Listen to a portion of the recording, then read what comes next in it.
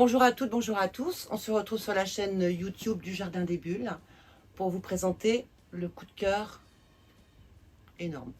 L'Université des Chèvres de Christian Lax, publié chez Futuropolis. Sur la première de couverture, vous voyez deux personnages qui gravissent une montagne. En fait, ce sont des enseignants nomades. 2 siècles vont séparer les deux histoires. La première, on se retrouve dans les Alpes avec celui qui est là, le premier là, qui gravit la montagne pour retrouver des enfants dans les villages isolés, pour leur apprendre à lire, à écrire et à compter. Cet homme est accueilli à bras ouverts par les enfants qui sont tellement heureux de cet enseignement. Tout se passe très très bien jusqu'au jour où les enfants plongés dans les livres de Victor Hugo en oublient de surveiller les troupeaux. Donc forcément les parents, absolument complètement mécontents, le chassent des villages en lui disant « tu ne remets plus jamais les pieds ici ». Ok, super. Donc en fait, il s'exile aux États-Unis, il s'exile en Californie, plus exactement. Il passe par le Cap Horn, donc c'était quand même 1833, hein, donc il faut quand même savoir qu'à l'époque, ça devait être quelque chose, c'est aussi le passage du Cap Horn. Il arrive en Californie, qui à l'époque appartenait au Mexique. La terre n'était à personne. C'était la ruée des orpailleurs pour la recherche de l'or. Il essaye de faire son entrée dans ce milieu-là, ça ne se passe pas bien du tout. Et il rencontre des Indiens Hopi qui ont leurs habitations tout en haut des plateaux en Californie et qui sont des Indiens hyper pacifistes. Il rentre dans cette communauté-là, évidemment.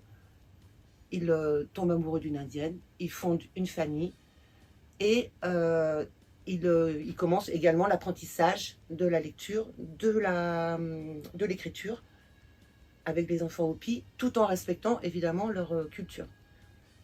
Ok.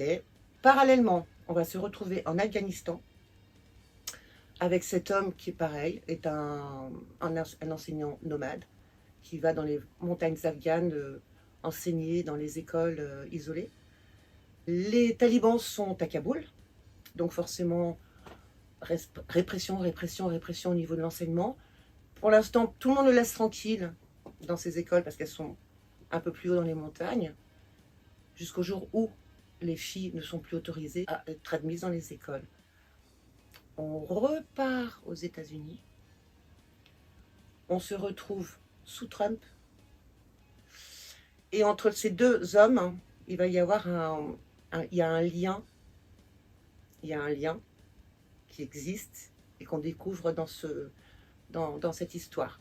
On prend conscience de l'importance de l'enseignement, de la culture, que ce soit libre, que ce soit émancipé, que ce soit accessible à tous et non pas une espèce de répression par les obscurantistes. Donc gros coup de cœur pour cet ouvrage. Christian Lax, il nous a écrit un très très bel ouvrage.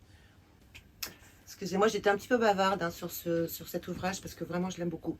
Je vous propose la question de la semaine. Dans cet ouvrage, on retrouve une histoire qui a également été mise en bande dessinée, qui vous a été présentée il y a peu par la chaîne YouTube du Jardin des Bulles. Je vais vous demander quel est cet ouvrage. Pas facile non plus. Vous trouverez, je suis sûre.